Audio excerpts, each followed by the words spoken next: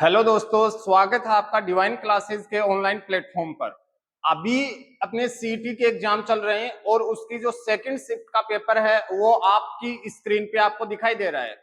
आज अपने उसी पेपर को सॉल्व करने वाले हैं जो 27 तारीख को इवनिंग शिफ्ट में आपके सामने आपके हाथ में जो पेपर मिला था आपको। सबसे बड़ी प्रॉब्लम क्या होती है कि सभी क्वेश्चन इसमें मिक्स डाल देते हैं, कहीं रीजनिंग का है, कहीं हिंदी का है, कहीं इंग्लिश का है, कहीं जीके का है। लेकिन इस समस्या को सोल्व करने के लिए हमने ये सोचा है कि भाई ये जो पेपर है इसको अपन क्रम से सोल्व करवाते हैं। आपको पूरा पेपर जो है एक नंबर से लेकर लास्ट तक सोल्व करवाते हैं। हो सकता है आपके पास कोई दूसरी सीरीज का पेपर हो तो उसमें जो होगा इन क्वेश्चनों का ये जो प्रश्न है इनके क्रम दूसरे होंगे, है ना। तो प्रश्न आराम से देखिए और उसको देखिए कि अपने कितने क्वेश्चन सही बन रहे हैं और कितने क्वेश्चन ऐसे हैं जो गलत बन रहे हैं। और जो सही बन रहे हैं वो क्या मेरे 40% से ऊपर बन रहे हैं। हाँ, अगर 40% से ऊपर बन रहे हैं तो आने वाली जो भर्तियां हैं, जो भर्तियों का महाकुंभ आने वाला है, उन भर्तियों की तैयारी में जुट जाओ। प्रश्न पत्र जो मॉर्निंग शिफ्ट में आया था वो इजी था, लेकिन जो इवनिंग शिफ्ट में जो पेपर आया है वो इजी टू मॉडरेट था, थोड़ा ठीक था प्रश्न। और अपन शुरुआत करते हैं, समय ज्यादा नहीं खराब करेंगे क्योंकि बेवजह केवल आपको प्रश्न जानना है कितने मेरे सही हैं और कितने मेरे गलत हैं। बाकी अगर एक्सप्लेन डिटेल के साथ अपने को पढ़ना है तो कहीं प्रॉब्लम नहीं है, अपन इसके एक्सप्लेन के लिए अलग से कोई वीडियो लेके जरूर आएंगे। चलो शुरुआत करते हैं। और शुरुआत करने से पहले आपको ये वीडियो सभी दोस्तों के साथ शेयर करना है, अगर अच्छा लगे तो। अगर नहीं लगे तो अपने प्रश्न पत्र आराम से मैच कीजिए भाई, कोई इश्यू नहीं है। चलो शुरुआत करते हैं। और पहला जो प्रश्न है वो दिया है कि निम्न में से दुनिया का सबसे बड़ा बसा हुआ द्वीप कौन सा है। अब देखो इन्होंने बात वही कर दी भाई, है ना। मैं बार बार कहता था बेटा, ब्रह्मपुत्र जो नदी है ना, ब्रह्मपुत्र नदी, और ब्रह्मपुत्र नदी में मॉर्निंग शिफ्ट में प्रश्न दे रखा था कि ब्रह्मपुत्र नदी के दाएं तट पर मिलने वाली नदी कौन सी है। और ये दूसरा प्रश्न आ गया कि दुनिया का सबसे बड़ा बसा हुआ द्वीप, ये द्वीप है मांजुली। कौन सा द्वीप है भाई? मांजुली द्वीप है जो असम राज्य में है, ब्रह्मपुत्र नदी के मध्य में स्थित है ना। तो ये ब्रह्मपुत्र नदी यानी अपवा तंत्र से प्रश्न आ रहा है। अगला प्रश्न दे रखा है कि निम्न में से कौन सी नदी सिंधु प्रणाली का भाग नहीं है। अपवा तंत्र का दूसरा प्रश्न है, क्या है? सतलुज है, चेनाब है, कोसी है और रावी है। तो देखो बेटा, ये जो कोसी है ना, सतलुज, चेनाब, रावी, अब इसमें आपको बहुत अच्छे से पता है ये जो कोसी नदी है ना, जिसको अपन बिहार का शोक कहते हैं, ये कोसी नदी इसकी सिंधु नदी तंत्र प्रणाली का भाग नहीं है। तो ये किसका है? गंगा का, गंगा नदी का। गंगा नदी तंत्र का भाग है कोसी नदी, ना कि सिंधु नदी तंत्र का भाग है। अगला क्वेश्चन है, निम्न में से राजस्थान की कौन सी झील खारे पानी की नहीं है। अब बहुत से बच्चे क्या देखते ही नहीं है यार, पूछ क्या रहा है ये अगला अपने से, और जो प्रश्न पूछा है वो बताते ही नहीं है, बाकी कुछ अलग ही इधर उधर से देख लेते हैं। अब नहीं है का मतलब जो खारे पानी की नहीं है तो मीठे पानी की है, और मीठे पानी की झील पिछोला है। और ये देखो पिछली भर्ती में, पिछली जो मॉर्निंग शिफ्ट थी उसमें भी यही प्रश्न था कि पिछोला झील कहाँ स्थित है, और ये पिछोला झील यहां भी दे दिया। तो देखो जो टॉपिक उठाया है ना उससे प्रश्न रिलेटेड करके उठाए हैं।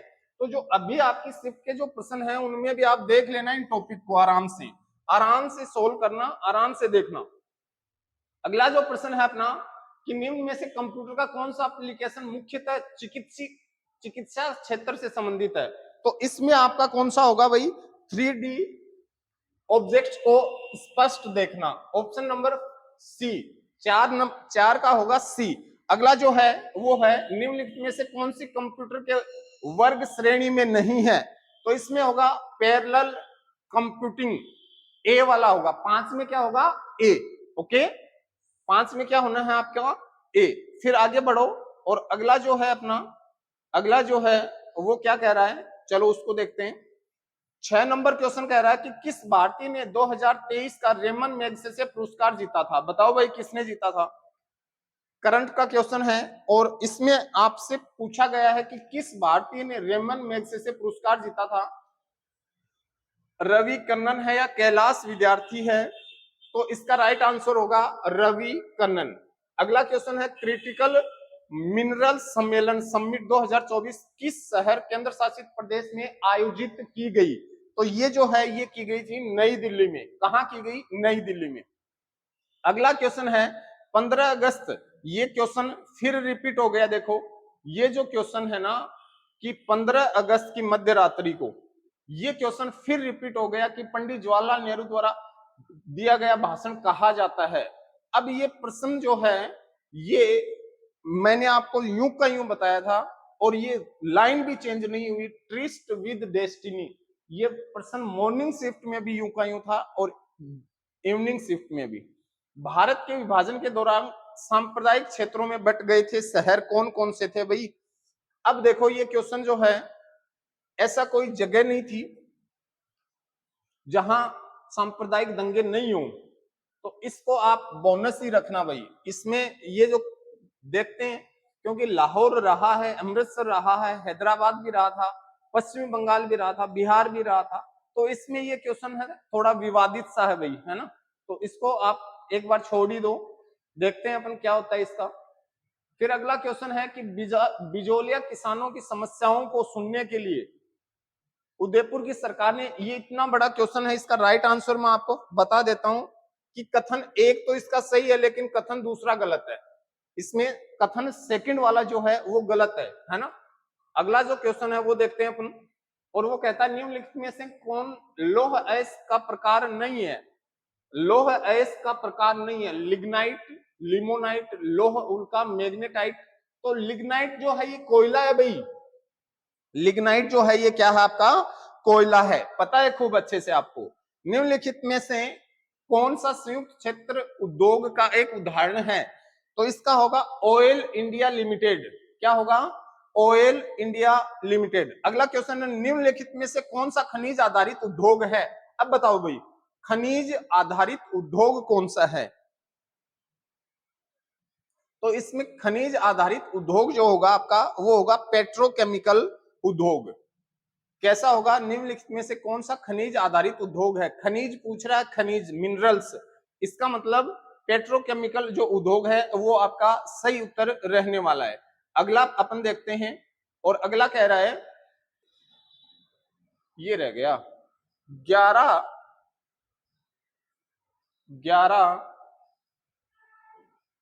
11 अवलोकनों का औसत जो है वो राइट आंसर रहेगा 20। क्या रहेगा? 20। फिर अगला जो क्वेश्चन है एक कमरा जो है इसका राइट आंसर रहेगा 17 मीटर। फिर अगला जो प्रश्न है अपना 17 मीटर के बाद में एक गोलाकार बाग, एक गोलाकार जो बाग है, एक गोलाकार बाग है के चारों ओर वर्तुल की परिधि 660 मीटर है। ये वाला जो क्वेश्चन है इसका राइट आंसर रहेगा 119 मीटर। फिर अगला जो क्वेश्चन है एक दुकानदार का, इसका राइट आंसर रहेगा बी 550 रुपए। क्या रहेगा? 550 रुपए। अगला जो प्रश्न है आपका कि निम्नलिखित समाज सुधारक में से कौन सी सती प्रथा उन्मूलन के साथ जुड़े हुए थे? तो देखो भाई कौन थे जो सती प्रथा उन्मूलन के साथ जुड़े थे? उनमें अगर अपन नाम देखते हैं तो अपने सामने एक ही नाम आता है, राजा राम मोहन राय। राजा राम मोहन राय, यही नाम अपने सामने आता है। अगला प्रश्न अपन देखेंगे और उस प्रश्न को देखते हैं कि the Indian war of independence पुस्तक किसके द्वारा लिखी गई थी? तो ये पुस्तक लिखी गई थी वीर सावरकर के द्वारा। किसके द्वारा? वीर सावरकर के द्वारा। अगला क्वेश्चन है कि निम्न में से कौन सा वाक्य अशुद्ध है? घनश्याम की 5 दरिया या एक कंबल बिकेंगे।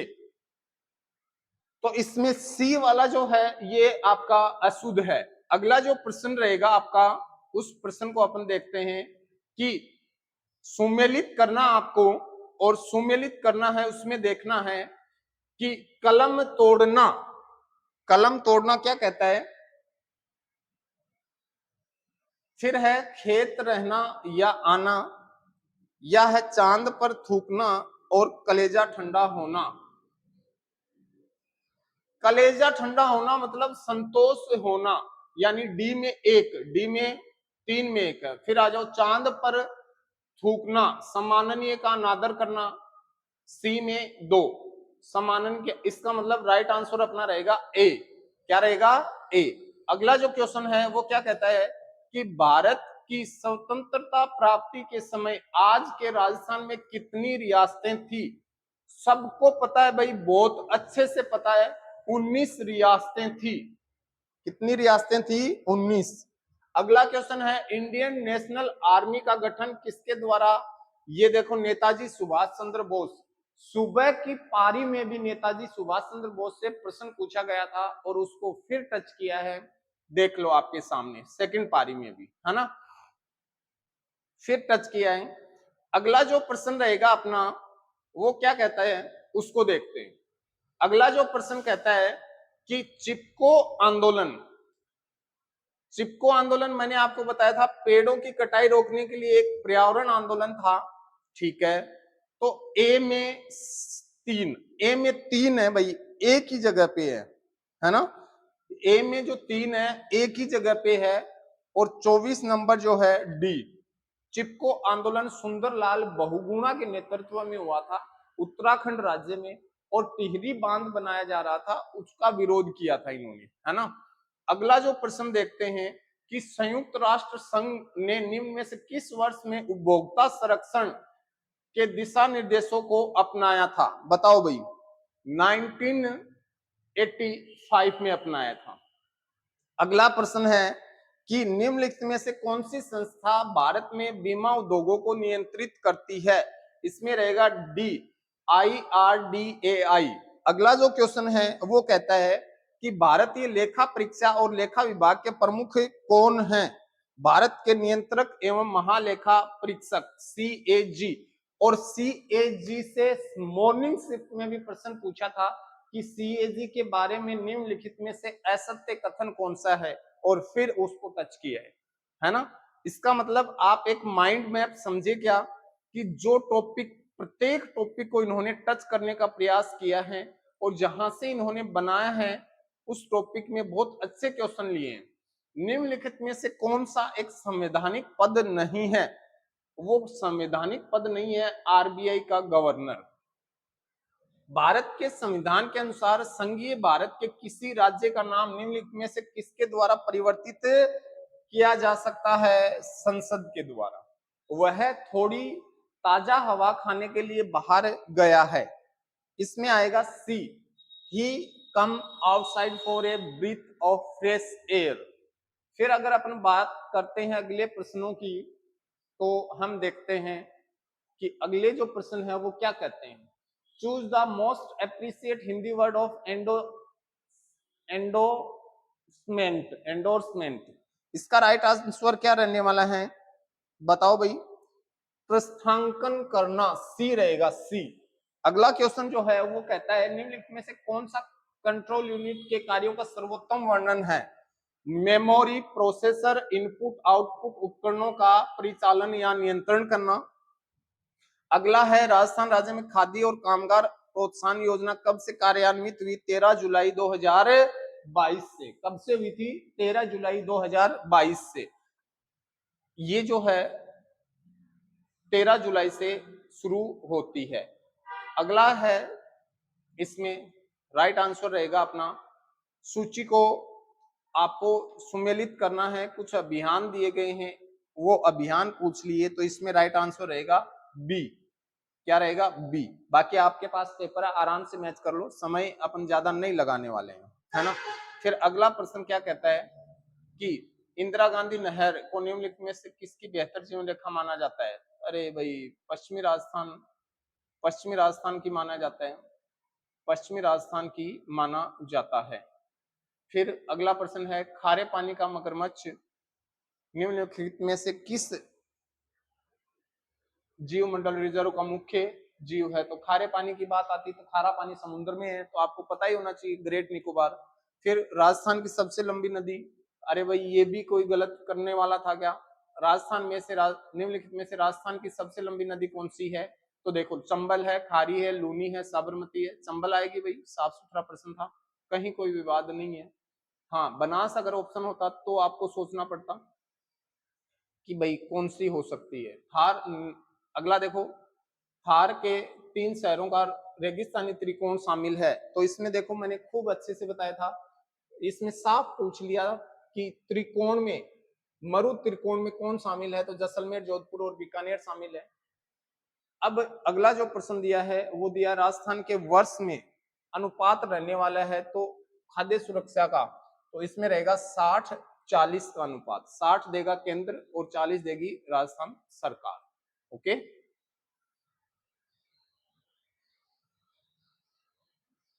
अगला प्रश्न बताओ कि राजस्थान राज्य में से कौन सा क्षेत्र अत्यधिक रूप से आर्थिक महत्व का माना जाता है। उद्योग क्षेत्र। कौन सा है? उद्योग। निम्न में से कौन सी राजस्थान राज्य की नकदी फसलें हैं? ये नकदी फसलें सुबह की पारी में भी आया था, युग का यूं प्रश्न छपा था। ये देख लो, कपास और तंबाकू, चाय और गन्ना, सोयाबीन और कोको, और कॉफी और अनाज। तो इसका राइट आंसर होगा कपास और तंबाकू। राजस्थान की पूछा बेटा, राजस्थान में गन्ना और चाय होती नहीं है, कोको होता नहीं है, कॉफी होती नहीं है। थोड़ा सा ध्यान देते तो कपास है। राजस्थान की पूछा, बाकी नगदी फसलें सभी हैं, चाय और गन्ना भी है, सोयाबीन और कोको भी है, लेकिन राजस्थान में नहीं होती है। इस बात का ध्यान रखना। बहुत से बच्चे इसको गलत करके आए हैं, है ना, बहुत से बच्चे जो हैं इसको गलत करके आए हैं। अगला जो प्रश्न है कि वित्तीय वर्ष के दौरान संपूर्ण राजस्थान राज्य में राष्ट्रीय ग्रामीण आजीविका मिशन का क्रियान्वयन ये किया जा रहा है ग्रामीण निर्धन वर्ग के लिए, ग्रामीण निर्धन वर्ग के लिए। ओके ओके, अगला प्रश्न देखते हैं अपन कि निम्न में भारत की प्राचीनतम तेल रिफाइनरी है। अरे मैंने इतना अच्छे से बताया था, असम डिगबोई। सोचने की जरूरत नहीं थी, सोचने की ही जरूरत नहीं। डोडा बेटा तमिलनाडु की सबसे ऊंची चोटी है। यह कौन सी पर्वत श्रृंखला का एक भाग है? अरे देखो, पीर पंजाल, अरावली, सतपुड़ा, नाम ही नहीं है पीर पंजाल का, अरावली का नहीं है, सतपुड़ा का नहीं है, नीलगिरी पर्वत, नीलगिरी, नीलगिरी, है ना, नीलगिरी पर्वत। एक्चुअल में डोडा बेटा जो है नीलगिरी का है। फिर ये दूसरी, दक्षिण भारत की दूसरी सबसे ऊंची चोटी है।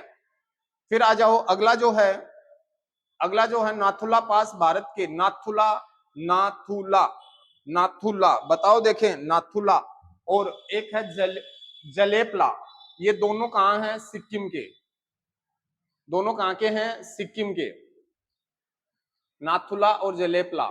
वर्णांध व्यक्ति कौन कौन से, कलर ब्लाइंड जो है, ये देखो जब भी आप सरकारी नौकरियों में जाते हो, फौज में जाते हो, पुलिस में जाते हो, तो इसकी वर्णांधता की जांच होती है। आपसे पूछा जाता है कि ये कौन सा कलर है, तो इसमें गड़बड़ कहां होती है? एक तो लाल रंग में और एक हरे रंग में।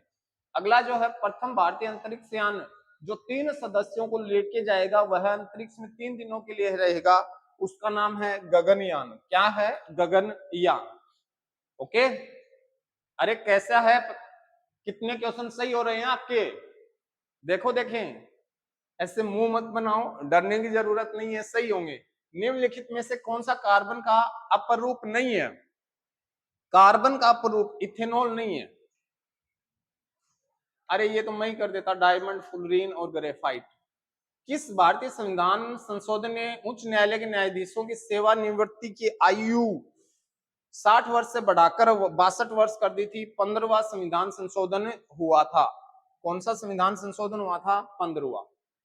अगला जो है, अगला जो प्रश्न है आपका, वो प्रश्न रहने वाला है मैच करने का। तो इसमें राइट आंसर है आपका सी। क्या रहेगा? सी। ओके, सी वाला जो है वो सही रहेगा आपका। बाकी आप आराम से इसको मैच करना। 51 का है सी, एवी कानून के समक्ष समानता की अवधारणा, कानून के शासन की अवधारणा का एक तत्व है। इससे किसके द्वारा प्रतिपादित किया गया था? अच्छा, लेवल का प्रश्न डाल दिया इन्होंने, बट इसका राइट आंसर रहेगा एवी। ऐसे प्रश्न कॉलेज लेवल पे बच्चे कर नहीं पाते, शिक्षक भर्तियों में तो फिर भी निकाल लेते हैं। शिक्षक भर्तियों में तो बच्चे फिर भी निकाल लेते हैं, है ना। शिक्षक जो भर्तियां आती हैं उनमें तो फिर भी बन जाती है बात। तो इसमें आपको करना क्या है, इसमें आपको करना क्या है कि ये जो प्रश्न है, अगला प्रश्न क्या देखना है अपने को, 11वीं पंचवर्षीय योजना में कितनी वास्तविक वृद्धि दर प्राप्त की गई थी। पंचवर्षीय योजना, योजना आयोग, नीति आयोग, नीति आयोग से, योजना आयोग से प्रश्न पिछली शिफ्ट में भी आया था, इस शिफ्ट में भी आया है, और वो थी आपकी 8%। वस्तु एवं सेवा कर 279A। अगला प्रश्न है, निम्न में से कौन सा एक कर है जो भारत सरकार के सार्वजनिक राजस्व का उपार्जन करता है। निगमन कॉर्पोरेट कर। अगला जो है वो है, निम्नलिखित में से कौन वस्तु एवं सेवा कर की परिधि से बाहर है। देखो ये क्वेश्चन कितना शानदार आया है, सीधा सीधा पूछ रहा है कि जीएसटी से बाहर क्या है इसमें। तो इसमें आपका जीएसटी से बाहर जो है वो रहने वाला है मादक पेय पदार्थ। क्या रहने वाला है, मादक पेय पदार्थ जो है वो। अगला जो प्रश्न है कि निम्नलिखित में से किस किले की सुंदरता से अभिभूत होकर ब्रिटिश इतिहासकार कर्नल जेम्स टोड ने कहा था कि जागीर पेश की जाए तो वह इस किले को चुनेंगे। तो वो किला था भैंसोगढ़, नहीं था ये, भैंस रोडगढ़ था। अब पता नहीं क्या लिखते हैं भाई इसका। अगला है, बांसवाड़ा डूंगरपुर इसके आसपास के पहाड़ी क्षेत्र में कौन सी बोली बोली जाती है। तो ये है वागड़ी। कौन सी है, वागड़ी। देखो यहाँ कल्चर को टच कर गया, यहाँ कल्चर को टच कर गया। प्रश्न अच्छे बनाए हैं।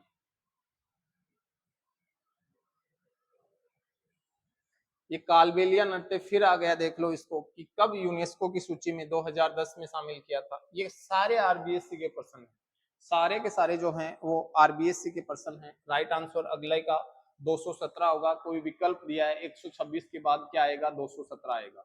अगला प्रश्न दिया है कि ये दिए गए वह संख्या अक्षर समूह चुने जो अन्य से अलग है। तो अन्य से अलग है PH3। कैसा अलग है, PH3 जो है वो आपके सबसे अलग है, PH3। अगला जो है, राष्ट्रीय सूचना आयोग का गठन कब किया गया। सूचना आयोग का गठन कब किया गया था, 18 अप्रैल 2006 को, 18 अप्रैल 2006 को किया गया था। अगला है, निम्नलिखित में से कौन सा पद भारतीय संविधान में उल्लेखित नहीं है। तो वो आपका है उप मुख्यमंत्री का, क्योंकि इन्होंने बना रखा है उप मुख्यमंत्री। तो एक प्रश्न यहां से इन्होंने आपसे पूछ लिया। निम्नलिखित में से प्राय कौन सा राज्य विश्वविद्यालयों के कुलाधिपतियों के रूप में कार्य करता है। कौन राज्य विश्वविद्यालयों के, तो राज्यपाल करता है। कहां डाउट है, राज्यपाल करता है, कोई दिक्कत ही नहीं है, कहीं कोई दिक्कत नहीं है। भू स्थिर उपग्रहों का स्थानापन्न पृथ्वी तल से कितनी दूरी पर किया जाता है। तो वो है 36,000 सी। ओके, अगला जो प्रश्न है वो अपन देखते हैं, और उसमें हमसे क्या पूछा है कि कॉपर से अभिक्रिया करके, साइंस का प्रश्न दिया है। तो इसमें क्या होगा, इसमें क्या होगा बताओ, सांद्र nitric acid, copper nitrate, D वाला होगा। ओके, सोन निम्न में से किसकी सहायक है। अरे सोन की सहायक बताओ कमेंट में। रिहंद नाम सुना है क्या। सुदूर दक्षिण हिमालय को किस नाम से जाना जाता है। अरे दक्षिण हिमालय पूछ रहा है, सुदूर क्या। सुदूर का मतलब ये तो है नहीं कि भारत को छोड़ के कहीं भूमध्य रेखा पे चला गया, तो उसको कहा जाता है, किस नाम से जाना जाता है, आपको खूब बताया था मैंने, शिवालिक। अगला जो प्रश्न है, चाल शब्द का संज्ञा का उदाहरण है। तो चाल, तुम्हारी चाल चलन ठीक नहीं है, तुम्हारी चाल चलन ठीक नहीं है, इसका मतलब भाव है। रचना की दृष्टि से क्रिया के सामान्य कितने भेद होते हैं, 2 भेद होते हैं। ओके, अगला जो है, किस समास में सभी पद प्रधान होते हैं, द्वंद्व समास में। किस समास में सभी पद प्रधान होते हैं, द्वंद्व समास में। क्रिया या धातु के अंत में लगाए जाने वाले प्रत्यय क्या कहलाते हैं, कृत प्रत्यय। क्या कहलाते हैं, कृत प्रत्यय। ओके, अगला जो प्रश्न है वो देखते हैं, 11 से 70 में कुल कितनी संख्याएं जो 7 से पूर्णतः भाज्य हैं। कितनी संख्याएं हैं बताओ भाई। तो वो आपकी संख्याएं हैं 6। कितनी है? 6। अगला जो प्रश्न है वो कहता है कि कुछ शब्द दिए गए हैं इंग्लिश के, उनको सही जमाना है और इसमें ए सी डी बी, ए वाला आएगा। अगला जो प्रश्न दिया गया है वो है वह आरेख चुने जो दिए गए विकल्प में सर्वोत्तम को दर्शाता है। देखो देखिए, फूल है, लाल है और फल है। फूल है, लाल है और फल है, इसमें राइट आंसर बी होगा। क्या होगा आपका? इसमें राइट आंसर आपका बी रहने वाला है। ओके, फिर आ जाओ, निम्नलिखित में से किन दो राज्यों को माही परियोजना एक संयुक्त परियोजना है? माही राजस्थान और गुजरात की है भाई, माही राजस्थान और गुजरात की। 55:45 में है। 55% हम करेंगे और 45% गुजरात करेंगे। ओके, अगला जो है कंप्यूटर की वह कौन सी विशिष्टता है जिसमें कंप्यूटर विभिन्न प्रकार के कार्यों को सुगमता से निष्पादित करता है? वो है बहिर्मुखी। वो क्या है? बहिर्मुखी। सी, गति, विश्वसनीयता, कर्मठता।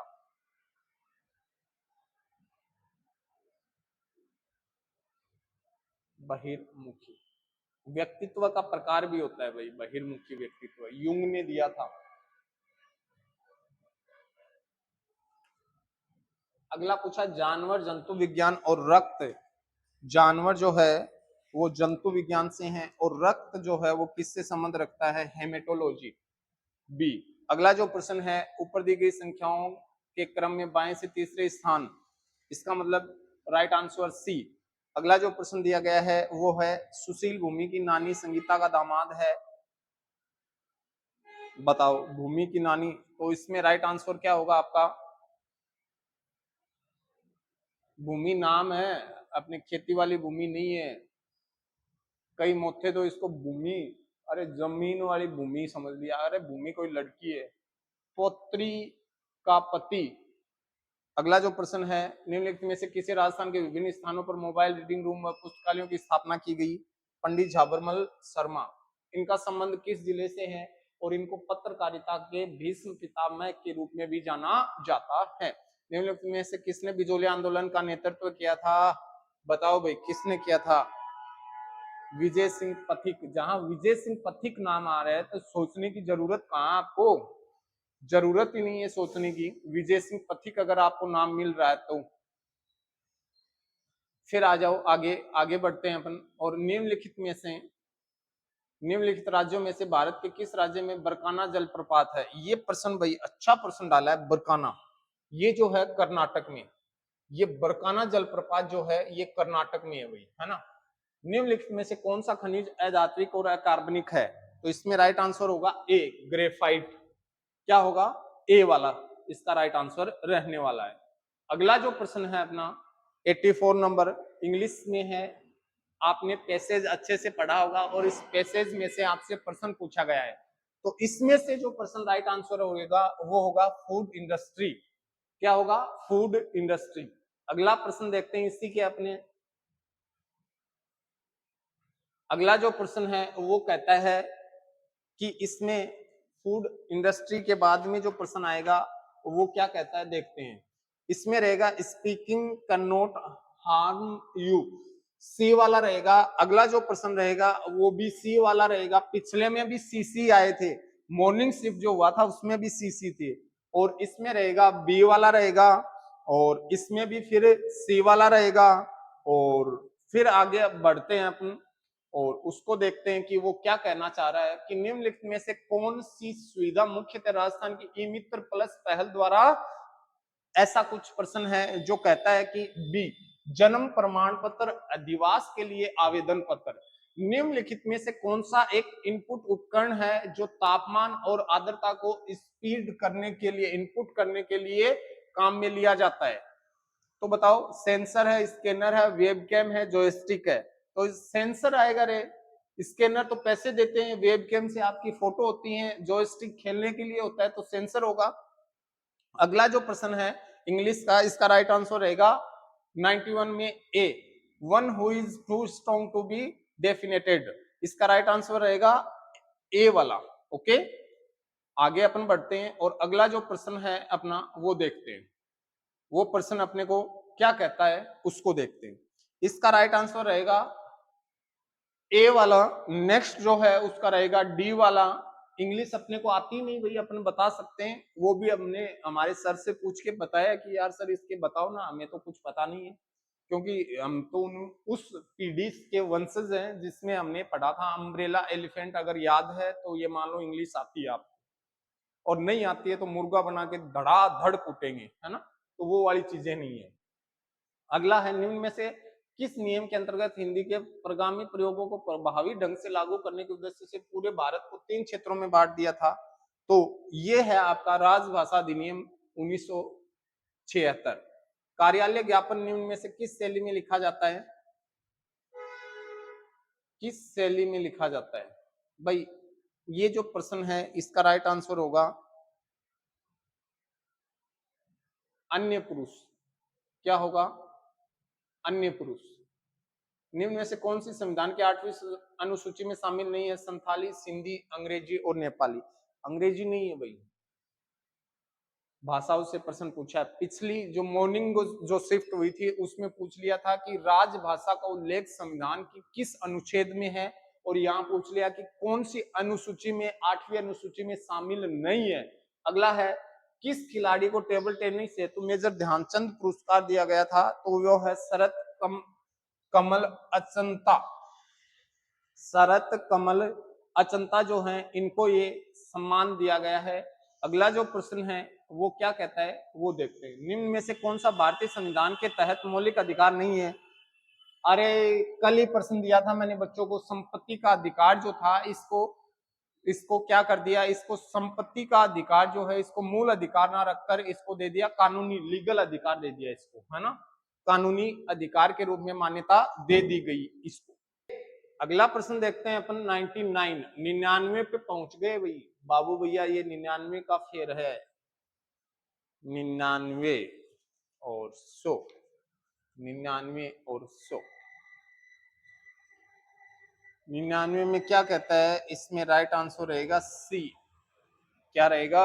सी। भाई अपने को नहीं, आप प्रश्न चेक कर लो, मिला लेना, सी रहेगा। अगला प्रश्न है 100, 100 में रहेगा बी। 101, 101 में रहेगा डी, 101 में रहेगा डी। फिर है पंचवर्षीय योजना फिर दे दी, और इसमें पूछ रहा है कि योजना अवकाश घोषित किया गया था, तो वो था 66 से 69। कारण ये था बेटा, हमने 2 युद्ध लड़ लिए थे, 62 का और 65 का। हमारे पास पैसा नहीं था तो हम योजनाएं कहां से संचालित करेंगे, इसलिए हमें योजना का अवकाश घोषित करना पड़ा था। भारत के पास पैसे की कमी थी, है ना, रीजन ये था। अगला जो प्रश्न है वो देखते हैं अपन कि डॉक्टर सविताबेन अंबेडकर अंतरजातीय विवाह सहायता में किस वर्ष प्रारंभ की गई थी? तो ये जो है योजना कब प्रारंभ की गई थी इसको अपन देखते हैं। ये 2006 में 2006 में की गई थी। राजस्थान हथकरघा उद्योग कब मिति 17 सितंबर 2022 को। नीति आयोग की स्थापना कब की गई थी? 1 जनवरी 2015 को। उससे पहले क्या था? योजना आयोग। और पिछले प्रश्न पत्र में सुबह की जो शिफ्ट हुई थी उसमें सीधा पूछ लिया था कि नीति आयोग के प्रथम उपाध्यक्ष कौन थे? अरविंद पनघड़िया। कौन थे? अरविंद पनघड़िया। ओके, अगला जो प्रश्न है वो अपन देखते हैं, और उसमें पूछा गया निम्नलिखित में कौन सा शब्द अमीय का पर्यायवाची है? कृषाणु। अमीय का पर्यायवाची क्या है? कृषाणु। ओके, अमीय का पर्यायवाची है कृषाणु। अगला जो प्रश्न है अपना वो है कि नीचे 2 विकल्प दिए गए हैं, उनके कथन है 1 और दोनों सही हैं, 1 और 2 सही है। आगे बढ़ो, और अगला जो प्रश्न है 109 में वो कहता है केवल ए, सी और ई सही है। केवल ए, सी और ई सही है।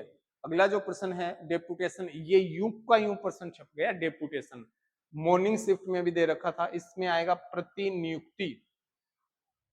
3 प्रश्न ऐसे हैं जो सुबह की पारी के शाम को यूं के यूं सोच के देखो आप, 3 प्रश्न यूं के यूं छप गए। इसीलिए कह रहा हूं कि अपनी पारियों के प्रश्न पत्र को देख के जाओ भाई, है ना। निम्न में से आजीविका का शुद्ध रूप, आजीविका जो है उसका शुद्ध रूप क्या रहने वाला है? आजीविका का शुद्ध रूप वो रहेगा आजीविका।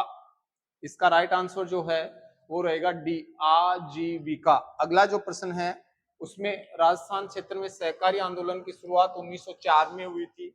और अगला जो प्रश्न है वो क्या कहता है, इतना बड़ा जो प्रश्न दिया गया है इसमें आपसे पूछा गया है, तो ये प्रश्न जो है इसमें देखो, सोडियम धातु को मिट्टी के तेल में संग्रहित किया जाता है क्योंकि यह अत्यधिक प्रतिक्रियात्मक होता है। होता है क्या, इसमें कथन एक सही है लेकिन कथन दो गलत है। ओके, कथन एक सही है लेकिन कथन दो जो है वो गलत है। अगला है साइबर सुरक्षा को सूचना प्रौद्योगिकी सुरक्षा भी कहा जाता है। इसका उपयोग निम्नलिखित कार्यों के लिए किया जाता है, विभिन्न कंप्यूटरों के अनाधिकृत उपागमों को रोकने के लिए। इसका मतलब ये है कि जो पैसों की ठगी करते हैं ना जो लोग, उनको रोकना। मेवात क्षेत्र इन दिनों में फेमस हो रखा है ठगी के लिए, और वहां जो एक ऑपरेशन चलाया जा रहा है, ऑपरेशन एंटीवायरस, उसका ध्यान रखना भाई, है ना। प्रश्न अगर टच किया है तो हो सकता है अगली पारी में आपको देखने को मिल जाए। अगला जो है वो है निम्नलिखित में से किस वर्ष में इंडियन स्पेस रिसर्च इसरो की स्थापना की गई थी? 1969 में। डेट भी बताओ कमेंट में कि कब, किस तिथि को की गई थी, है ना। फिर आ जाओ, निम्नलिखित में से कौन सी सुविधा राजस्थान संपर्क पोर्टल पर प्रदान नहीं की जाती है? तो वो है आपकी ऑटोमेटिक स्पीच रिकॉग्नाइजेशन।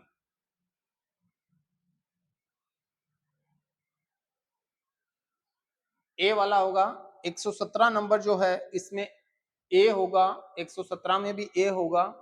और 118 नंबर जो क्वेश्चन है वो क्या कहता है, 118 नंबर क्वेश्चन जो है उसमें भी डी होगा। उसमें क्या रहने वाला आपका 118 में डी, 118 में डी होने वाला है। और 119 जो है इसमें ए होने वाला है। अगला जो 120 है इसमें जो है वो चूंप, डी, दांतों के बीच में सोने की कील लगाने की कला को चूंप कहा जाता है, चूंप। ओके, ये जो है अपने राजस्थान अध्ययन की जो पुस्तकें है ना उसमें दिया गया है चूंप, कक्षा 10 वाली में।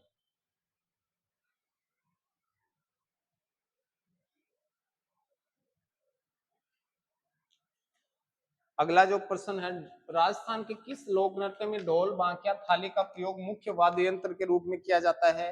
वो है ढोल। गैरों के बजते हैं गैर। नाटनियों की हवेली कहां पर है? नाटनियों की जयपुर में है भाई, जयपुर में नाटनियों की हवेली। नाटनियों की हवेली कहाँ है? जयपुर में। उस व्यक्ति का नाम बताएं जो 1952 में पृथक आंध्र प्रदेश राज्य की स्थापना के लिए श्री मोलू, इनकी डेथ हो गई थी भाई, और पूरा भारत जलने लग गया था। तभी तो भाषा के आधार पर पहला जो राज्य था वो था आंध्र प्रदेश। गठित होने वाला कौन सा था? आंध्र प्रदेश। अगला जो प्रश्न है वो, इसका राइट आंसर बी, कथन एक और कथन दोनों सही है। कथन एक और कथन बी जो है दोनों सही है। अगला जो प्रश्न है उसमें अपन देखते हैं 125 नंबर, मेहंदी द्वारा गहरा भूरा अथवा थोड़ा लाल रंग देने हैं तो निम्नलिखित में से कौन जिम्मेदार रहता है? कौन जिम्मेदार रहता है? बताओ भाई कौन जिम्मेदार रहता है? तो इसमें मेहंदी द्वारा गहरा भूरा और थोड़ा लाल रंग देने हैं तो निम्नलिखित में से कौन जिम्मेदार रहता है? ये प्रश्न भाई मैं देख नहीं पाया इसको, है ना, इसको मैं देख नहीं पाया। चलो अगला जो प्रश्न है वो देखते हैं कि निम्नलिखित प्रतिफल के लिए जस्ता तनु नाइट्रिक अम्ल से प्रतिक्रिया करता है। राइट आंसर रहेगा ए वाला। राइट आंसर क्या रहेगा? ए वाला। फिर आ जाओ 127 नंबर जो क्वेश्चन है कि क्रोमोसोम का निम्नलिखित में से कौन सा एक हिस्सा नहीं है?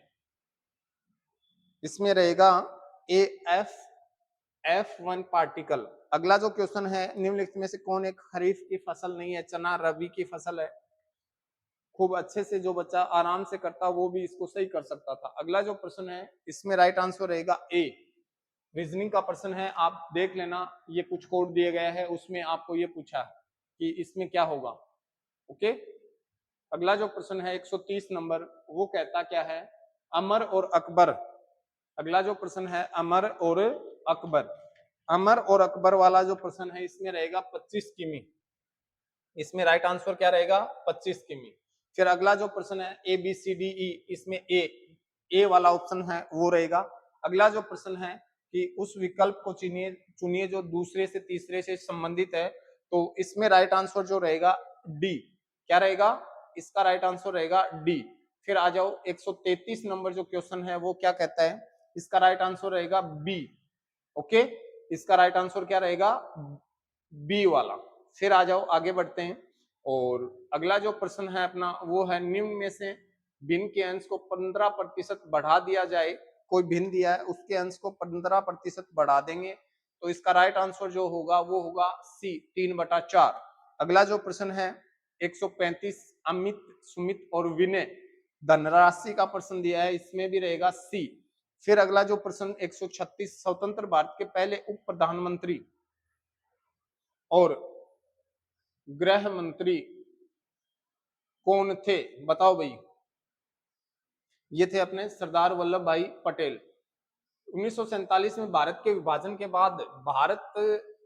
के बाद निम्नलिखित में से कौन सा पुरातात्विक स्थल भारत के तरफ के क्षेत्र में रह गया, कालीबंगा, हड़प्पा, मोहनजोदड़ो, गनेरीवाल। अरे हड़प्पा, केवल इसका मतलब ये तीनों जो क्षेत्र थे ये कहां चले गए, पाकिस्तान के हिस्से चले गए। फिर आ जाओ अगला जो प्रश्न है, कौन सी बीकानेर राज परिवार की कुल देवी है, बताओ भाई कौन सी। तो इसमें है आपकी करणी माता, बीकानेर नाम आती है करणी माता है ना। फिर आ जाओ अगला जो प्रश्न है कि पूना समझौता, पूना पैक्ट क्या था, बताओ। देखें पूना पैक्ट का संबंध किससे है, तो ये था महात्मा गांधी और भीमराव अंबेडकर, महात्मा गांधी और भीमराव अंबेडकर। दलित वर्ग संगठन किसने स्थापित किया था, भीमराव अंबेडकर ने किया था, है ना। दलित वर्ग संगठन किसने स्थापित किया था, भीमराव अंबेडकर ने। स्वामित्व योजना जो है ग्रामीण इलाकों में आबाद भूमि का सीमांकन जो है उसका है राष्ट्रीय पंचायती राज दिवस जो है 24 अप्रैल को। खूब अच्छा प्रश्न है, कहीं कोई डाउट नहीं है।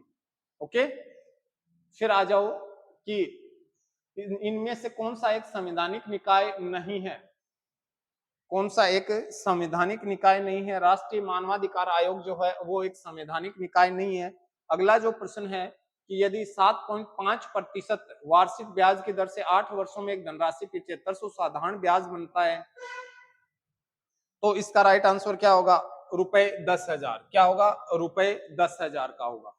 अगला है जब एक ही स्वर के ह्रस्व दीर्घ रूप के साथ आए तो दोनों स्वरों में कौन सा स्वर हो जाता है, ऐसा कुछ प्रश्न है तो वो होगा दीर्घ स्वर।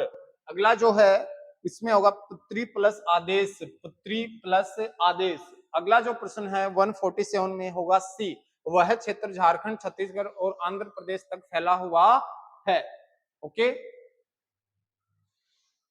आंध्र प्रदेश तक नहीं फैला, सही नहीं है। आपसे ये पूछा है कि छोटा नागपुर का जो पठार है इसके बारे में सही नहीं है, नहीं है वाला पूछा है, तो नहीं है में देख लेना, ये सही नहीं है।